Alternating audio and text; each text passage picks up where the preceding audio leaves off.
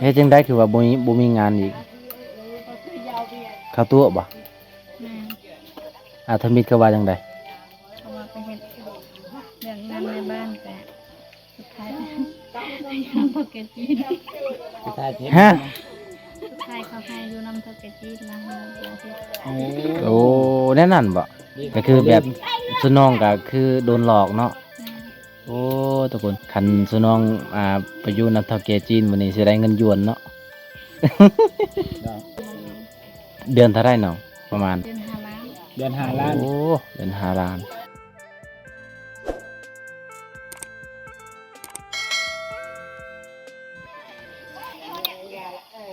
สบายดีเด้อสบายดีหมดสุขุทุกคนทุกคนเลย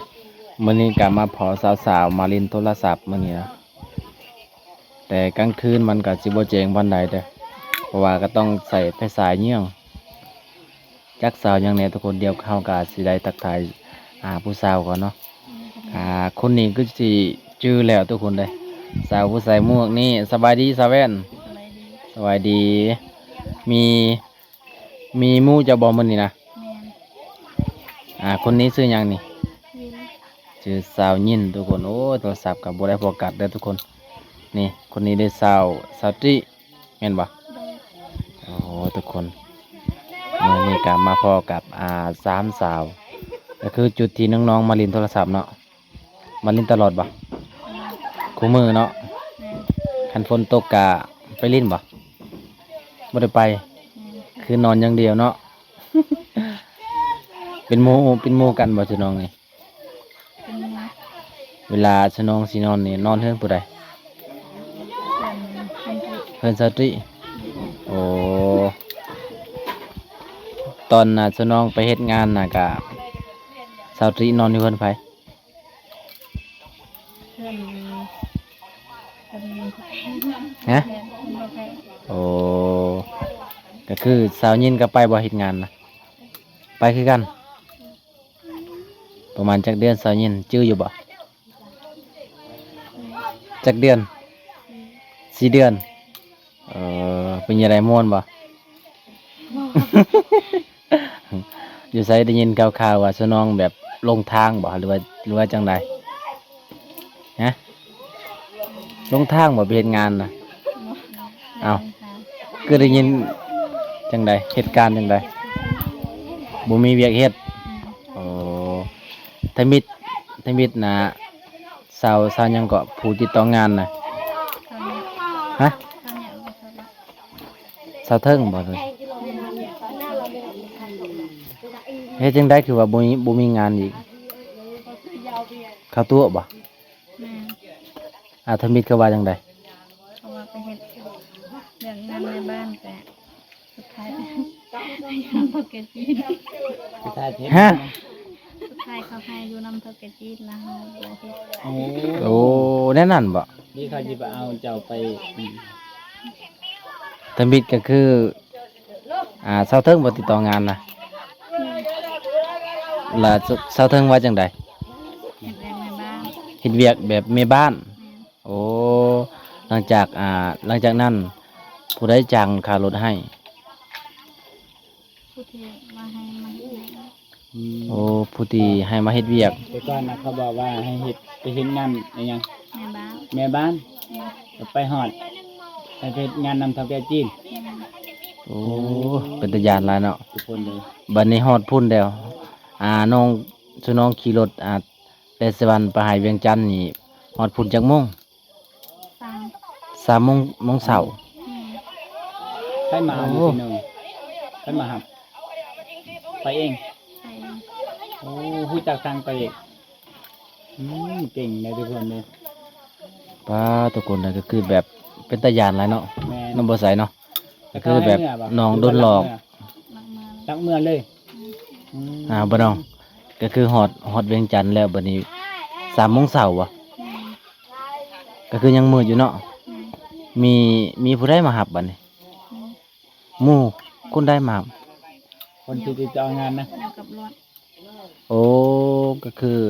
เหี่ยวกับลวด แม่น ก็คือคนบ้านเฮาเนาะ แม่น โอ้ทุกคนเลยก็คือฮอดพุ่นแล้วนอนน้ำเขาบ่ เต็มตัวแม่น พอ อง่ายว่าเขาขายไปเนาะ แม่นก็คือตอนนี้ก็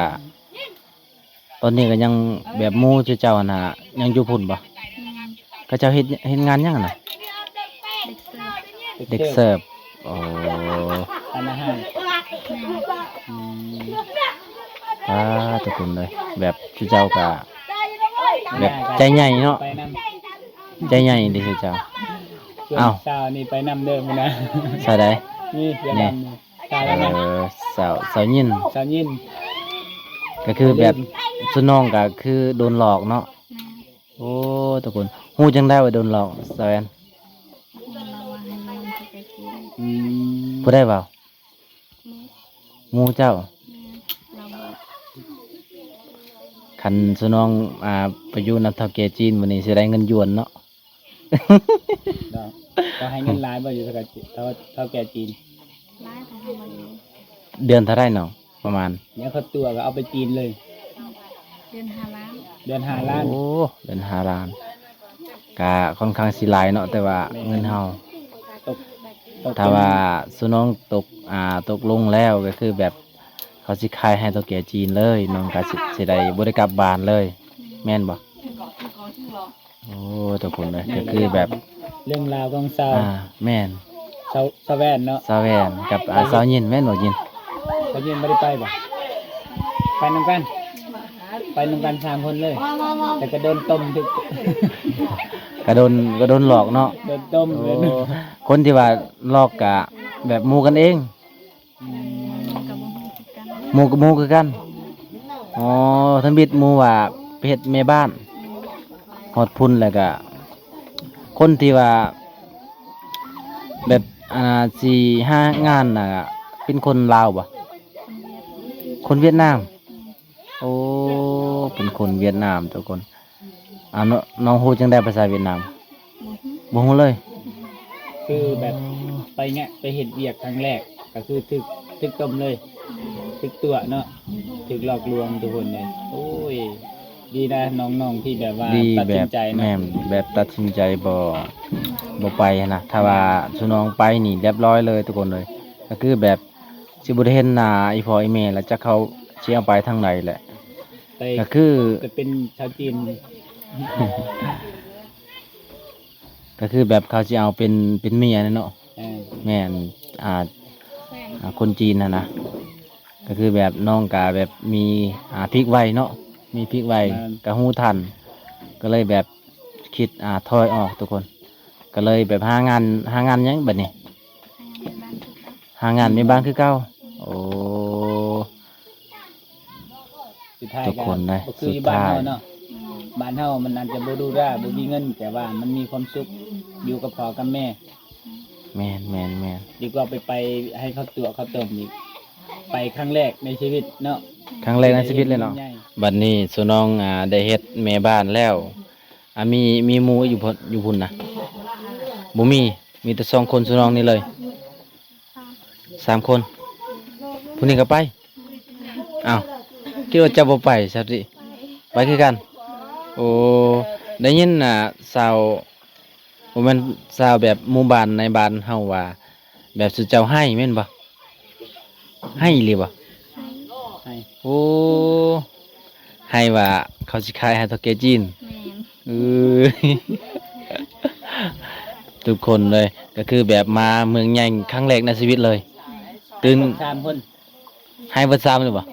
แซวๆเลย4 คนใครแน่4 คน เขาถึง สาวเทิง เอาเทิง อ้าวสาวเทิงก็โดนหลอกอีก ก็คือผู้ติดต่องานกับสาวเทิงเนาะไปนำสาวเทิง ไปเจ้าเทิงก็โดนหลอกด้วยกัน โอ้ทุกคน แต่สาวเทิงเรากำไรแล้วสาวเทิง มายังคือกำไร เราถือผู้สาวมาบานเนาะ โอ้ เรามีผู้โอ้ยผู้สาว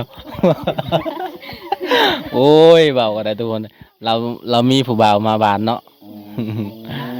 ตอนนี้สาวสาวเทิงพาผู้บ่าวเราเมื่อแล้วบ่ยังบ่ฮู้โอ้ก็คือเห็นเรามีผู้บ่าวมาแต่หลวงพระบางแม่นบ่ มันจะลงบางเลย แม่ ป่า ผู้บ่าวหลวงพระบางเด้ มาหอดสบึพี่ หอดสบึกเลย ป่า ใจเกินร้อย ลาบอ่ะ ติดใจติดใจผู้บ่าว แต่ผู้บ่าวเมื่อน้ำเขา ผู้สาวบ้านสบึก บ่มีใครมาก อืม ป้าทุกคนเลยเป็นยังไงสาติก็คือแบบฮอดเวียงจันทน์แล้ว เห็นแต่มีตึกๆใหญ่ๆบ่สูง บ่สูงเนาะบ่ค่อยมีตึกปานนั้นเนาะ ๆเซโปนก็บ่เคยไปทุกคน แม่นบ่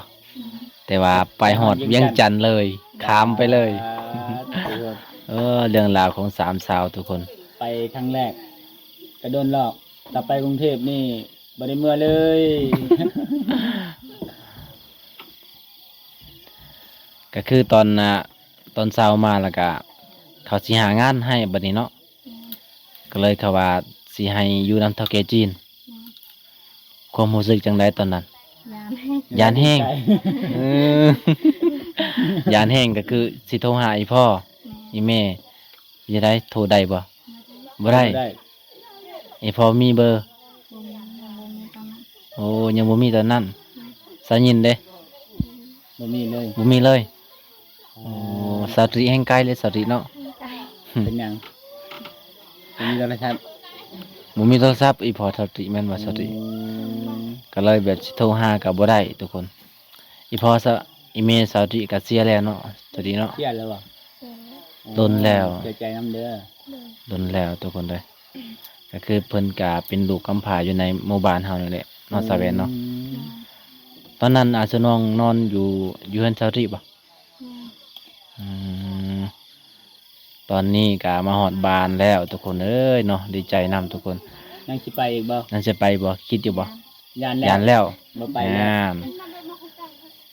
แต่สิบ่ได้ผัวลาวแล้วมันนี่ เกิดสิบ่ได้กลับบ้านเนาะเพิ่นก็เอาไปพุ่นแล้ว หวังว่าสิไปหาผัวอันน่ะคนลาวเนาะสุดท้ายก็ถือเข้าตัว อื้อหือ โอ้ยทุกคนเลยน่าสงสารน้องๆ แม่ ไป น่าสงสารหลาย นั่งให้บ่ อ่ะสุน้องแบบสุน้องสามคนนี่ ไปเฮ็ดงานน่ะความฝันน่ะอยากได้หยัง อยากได้ไอโฟนบ่ เด็กเล่น ฮะ อันก็คือก่อย โอ้ โอ้ก็คือความฝันกะยังมีเงินแล้วก็อยากช่วยอีพ่อเฮ็ด ะ เพื่อน เฮ็ดเพื่อน โอ้ ที่ทำมาซีโอ้ เศร้าอาจเศร้าตุยเด้เจ้าจะได้หยังเนาะเจ้าคือไปเฮ็ดงานใกล้แท้ อยากได้หยัง อย่าได้หยังอย่าได้รถโอ้ เป็น อยากได้ เจ้านี่เด้ อย่าได้รถจักรบ่โอ้สาวยินเด้จะได้หยังเจ้าฮะ อยากได้รถคือกัน อย่าได้รถ สุดท้ายบ่ได้หยังเลย สุดท้ายบ่ได้หยังเลย เกือบเมื่อบ่ได้ คือเมื่อบ่ได้ เรื่องราวของสองสาว เงินจากบ้านจากพัน ได้บ่ล้านหนึง ให้ โอ้ แม่เบิดอ๋อแสดงว่าไปนำกันนี่เรือสำคัญเบิดโอ้ทุกคนเลย เหลือสำคัญเบิดเนาะฮอดเฮือนก็ให้อีพ่ออีแม่อีกเนาะ โอ้ทุกคนเลย ตอนนี้ผู้ได้หมูสาแวนตอนนี้ก็คือแบบผู้ได้มีแฟนแล้วสาแวนคนนี้ฮะบ่มีหรือว่ามีฮะ ตัว สาแวนตัว โอ้ยคิดว่ามีทุกคนเลยสาวยินกระโสดบ่ตอนนี้นะจักปีแล้วสาวยินฮะ15 ปี โอ้สาแวนก็15สาวตรีเด้ 16 ปี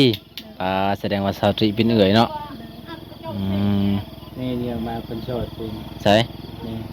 เนาะ โสดได้จังมือแล้ว เว่าแท้บ่อยโสด100%โสด100%น้ำหมูเพิ่นกระซิบเลยว่ามีแฟนแล้วเพิ่นว่า แม่นปะอย่าตัวกันเด้อ เดี๋ยวถ้าว่ามี นี่ก็บอกว่ามีเนาะ FC คนไทยหรือว่าผู้ว่าฟังไทยสิลมนำนี่เด้อ เอาอันนี้โสดแท้บ่บานนี้เตรียมแคปหน้าจอเด้อทุกคนเตรียมแคปหน้าจอเด้อเพจคนโสดเอาเตรียมแคปหน้าจอเด้อ มาเบิ่งเฟซคนโสด สิแจกเฟซว่าซะยิน บ่แม่น บ่เห็นบ่ สิแจกเฟซเตรียมแคปหน้าจอเอาเตรียมโปรไฟล์ก่อนหรือว่าเน็ตชาเน็ตชา ซ่า เอาฟังเอาพี่นี่เด้อแคปหน้าจอเอา เฟซคนโสด เป็นคนโสดมันก็คุยเอาโลด อันโสดหรือบ่โสดนี่ก็บ่ใส่ก็บ่แน่ใจคือกันเด้อ อันนั้นก็อยู่ที่อันน่ะ แต่อยู่นี่ คุยเอาเอง แต่อยู่นี่มีหลายคนมีแฟน ว่า โดยเฉพาะสาวแว่น อืม อ้าวทุกคนเลยจังใดคลิปนี้กับบวงกาสิขอปิดสำนีไว้ก่อนเด้อทุกคนเพราะว่าเมื่อนี้เฮาก็มาถามมาเรื่องราวของสามสาวนี่ไปเฮ็ดงานอยู่เมืองใหญ่เลยทุกคนเลยกาเรื่องราวโอ้ก็เป็นน่าสงสารทั้งสามสาวเลยทุกคน เพราะว่าโดนอาจหมู่หลอกเนาะว่าสิไปเฮ็ดงาน ว่าอยากได้เงินอยากได้ตามหาความฝันที่ว่าอยากได้แต่ว่าบ่ได้ทุกคนจังใดคลิปนี้ก็ฝากกดไลค์กดแชร์กดติดตามสองบวงในเด้อ ฝากไปหับชมคลิปสามสาวนี้ต่อไปทุกคน คลิปนี้ก็จะจุไว้ซ้ำนี้ก่อน บ๊ายบายแน่ สบายนะดึกแล้ว อ่า ก็จะได้